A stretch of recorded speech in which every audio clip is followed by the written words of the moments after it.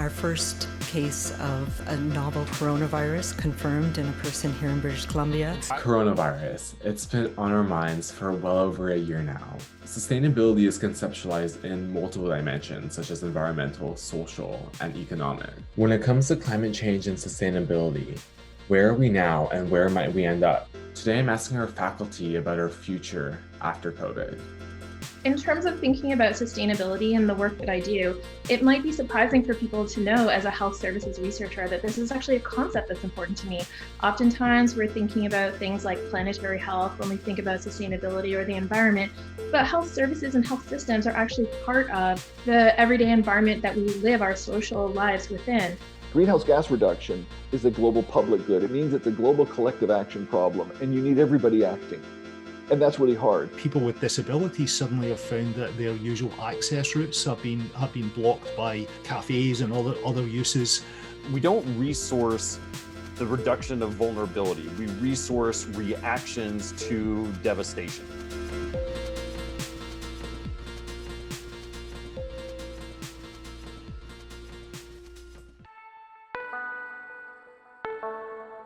Cancelled flights, closed offices, we saw a dip in carbon emissions during COVID-19. Mark Jaccard is an economist, author, and professor of sustainable energy at SFU. People like me, our job is to help the media, concerned citizens through the media or through directly, and also governments themselves, if they're sincere, industry, non-government organizations, to assess if the policies really have their effect. I feel like over the past year, we've been seeing a lot of, I guess I want to say like optimism in face of the entire pandemic. Like we have these memes, like nature is healing, we are the virus. There's this dip in carbon emissions globally. People, especially young people, I feel like are very hopeful that this pandemic has been like a wake-up call. Do you think that this will continue? Like, is this the new normal we're setting? Or are we going to kind of like have an emission rebound? And my latest book is called The Citizen's Guide to Climate Success, Overcoming Myths That Hinder Progress. Now, and I say that because an important myth that most of us who want action on climate and we understand the science and we're very concerned is we'll say, oh my goodness, some people who get a job from maybe a coal mine or coal, an electric utility that uses coal to generate electricity, or oil sands development, or the automobile sector, or the refinery and oil fuel sector, that they are biased by their self-interest to discount the science or say we don't need to go very fast or things like that. And so that is one of the sort of myths that I say we need to overcome. But there are also myths that you kind of hint at, which I'll call wishful thinking biases, where we really want this bigger transformation. And so we look at any event like an economic recession in 2008 to 2011, that's going to change the nature of the economy, or a COVID pandemic, or a sudden movement for social justice, which goes like that over time. I don't want to discount it. It's wonderful what's going on, but they'll read too much into it. And so I guess my answer to your question is a caution, and here are the reasons why. One is that with the pandemic, what governments did is they just shut everything down. So in other words, the restaurant is still there, its heating system is still natural gas. The school is still there, its heating system. The fleets of trucks are still there. The airplanes are still there. Their fuel system, their engines all run on fossil fuels.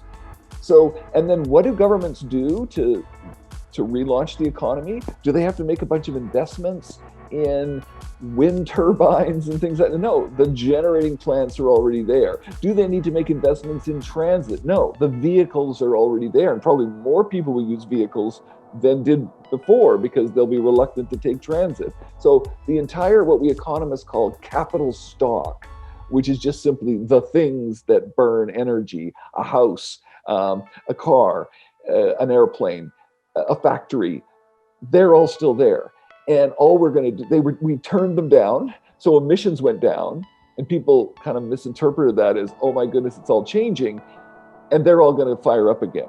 and they're going to fire up again really quickly, and they are. And so, no, it won't be transformative. So the first part is no, sorry. The second part, though, is okay, maybe there's things that are good that can happen from this. And, one of them is some kind of behavioral change, and maybe people wanting to live closer to where they work, I don't know, or maybe they want to live further away from the city. But there is a possibility that there will be things that come out of this that are good. And also, some of the money that government is spending, which they really don't, some of it they won't spend nearly as much as people think they are going to. Like, they're planning a lot of spending, and they're like, it's going to be green COVID recovery. They'll spend way less of that. When they see the economy starting to take off, and I think it will, but maybe it's 6 months from now, then they're gonna ramp down on their spending. And so you're not going to see this dramatic increase in all of these things like transit and green buses and so on and so forth. You'll see some of that.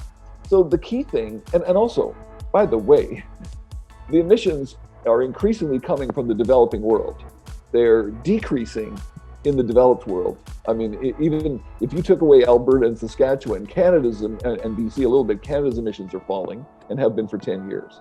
So it's the developing world is the problem of climate, and we need to be thinking about that, whether it's more aid we give or we apply tariffs. So that's my long-winded answer. I hope that's okay. When I think about sustainability and kind of like where we've come since COVID, I'm thinking to September 2019, when we had like these global movements, especially like youth, the climate strikes, and then suddenly we kind of like have this pandemic that's taking over like this media cycle. Would you say that COVID is kind of more of a distraction then, especially to politicians and policymakers, to like the bigger climate emergency? Yes, and here's how I explain it in my book is, and I guess because I've been through a lot of things, it's just a function of getting old. So I have seen where we were so excited, especially right around 1990. 1989, 90, the Mulroney government in Canada, Margaret Thatcher in England. So this is ancient history for you, but it's like, I lived through this. And then it was, we had other issues. Ronald Reagan, the Great Recession, like people don't even remember that, like from the early 80s, the financial interest rate crisis.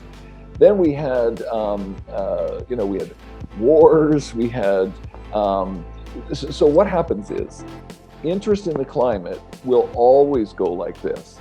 And the reason is because the climate, decarbonization, stopping the burning of coal, oil, and natural gas is a multi-decade project. And in some cases we made great, like the building sector in Sweden is zero emission. Soon cars in Norway are zero emission. Electricity in Ontario was 1/4 coal, and in 10 years we knocked it down to almost zero emission, very low emission. Cars in Brazil. I can go on and on to show you that you take any major sector, we've been able to do these transitions, but they're piecemeal. And when have they happened? They've happened in little windows. We call these windows of opportunity. So the people I know are like, when we get a phase, as you said, about 2019, when it's at the top of the agenda, another thing has to happen. Some places in the world, they'll have a government that's climate sincere and can take advantage of that. Some places they won't. It might be Donald Trump is the president when Greta Thunberg is getting a lot of like, let's have global action. So it's really hard. Right now we've got Joe Biden. So what I'm trying to say, it isn't just the public interest, it's also all these other events, and it's the political cycle. Who's in power at that time? So we have a lot of things against us.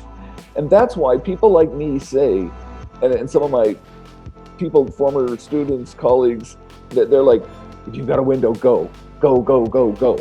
And in fact, that's why I'm a very busy person right now, because actually federally in Canada, we have a government that is very charged on climate. Some people I know are like, well, they're building the Trans Mountain Pipeline. They can't be sincere. I could care less about the Trans Mountain Pipeline. We're the only country in the world that's dramatically increasing its carbon price and telling industry about that. We're the only ones who are throwing in regulations to phase out all coal plants. We've got a very activist government right now, and it's even changing, perhaps, the Conservative Party, the opposition. So this is an exciting time in Canada, but is it the right time in the US? And so on. So you need to try to bring all this together. But all I'm saying is you bring it together for very quick time periods. So I'm not in despair about, I agree with your comment. COVID has diverted us from what was a good period, but it wasn't the perfect period. Donald Trump was still in power, and maybe Donald Trump helped get, or maybe COVID helped get Donald Trump out of power, for all I know. So, there's always some silver lining in things. So anyway, I guess my point is, yes, there's a distraction. COVID is a distraction on climate effort. But that's okay, because that happens all the time. There's going to be another war, I fear to say, a crisis, an international crisis, who knows what. And so you just have to seize little windows in different jurisdictions and try to stitch that together. In terms of like the COP26 summit, which was delayed due to COVID and is apparently about to be delayed for a second time, do you have any thoughts on that? I think regardless of when it happens, it could be that the next COP is a good one as they go, because we may have, the host being the UK, the American government in the right frame of mind, the Chinese government in the right frame of mind, the European governments in a pretty good state of mind. Not sure about India or Russia, but you're never going to get everyone. And that's the point. What I work on and what I talk about in the book is we need a global system of tariffs, carbon tariffs. These are an extra, we have tariffs for everything. Why don't we have a tariff to save the planet? Now, the reasons are the tariffs might be seen to hurt people in the developing world more than others, because it'll be like, if we are burning coal to make electricity and then our garment factory, there's an extra tariff on our garments that we're trying to import into North America or Europe, that doesn't sound fair. But you have to do that. The growth in greenhouse gas emissions is when I talk to utility managers, about to build the next coal electricity plant in Vietnam or Indonesia or Pakistan or India, all of what they look at is the cheapest option. And that's what's going to drive up emissions. If we can use tariffs and it will make it a little harder for economic growth in those countries, but it's going to save them huge amounts from the devastation of climate change. It's the only way we get global action, because it isn't going to be all the governments agreeing all the time. There will always be a government in India or China or Tanzania or wherever who has to make a difficult trade-off and ends up saying, we'll develop a gasoline transportation system, we'll develop coal-fired and natural gas power plants. And we need to make it in their financial interest to not do that. And then there will be economic growth from that, and will prevent all the horrors, which will have the biggest impact in the developing world because they have less infrastructure, human capital to weather the storm. And so I'm hoping that the next COP focuses on tariffs. And I don't know if it will. I'm someone who lobbies for that.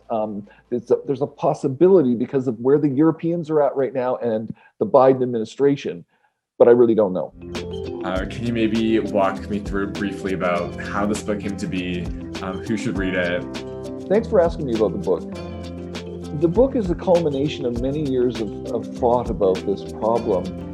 I'm an expert in the economy and the energy system, and I've been on the Intergovernmental Panel on Climate Change, as I am again, a lot of international panels, the China Council for International Cooperation on Environment Development for 20 years. And in these processes, I noticed that over and over again, the academic research we did was always on how to design a carbon price or a cap and trade or some kind of regulations, all of which I'm in favor of. And politicians then sometimes would be sincere, but they would never put them in at stringencies that are needed, at levels that are needed. And I realized increasingly that people like me, at least some of us, if we think we have any kind of ability to write, and I'm someone who's always written a lot for the public, op-eds, essays, popular writing, non-expert stuff, kind of owed it to the rest of society to be trying to get the message spread a bit wider. So, just as a climate scientist might say, I want more people to understand climate science, and I get that. But actually, we don't need to convince everyone about climate science, and we don't need to convince everyone about a carbon price or about a regulation. We just need to get enough climate-sincere people who are active to make that happen, politically and as civilian activism. And so that's why I wrote that book. It's got different chapters in it about strategies. Like if someone says to you, when you're going to get on that airplane, buy an offset, and then you won't have to go, then you can feel good, and it's, and go ahead and do it. And this ends up saying, well, no, actually, there's a real problem with that. Here's what the experts say. Or it says we're going to stop eating meat, or we have to do all of these big behavioral things. I think a lot of the behavioral things we're talking about, flying less, driving less, eating less or no meat, are really good things for a whole bunch of reasons. Fortunately, though, they're not essential for hitting our greenhouse, our decarbonization objective. The real thing is what you can do as individuals, how to be an active citizen, and what you do with your own emissions. And so that's what the book talks about.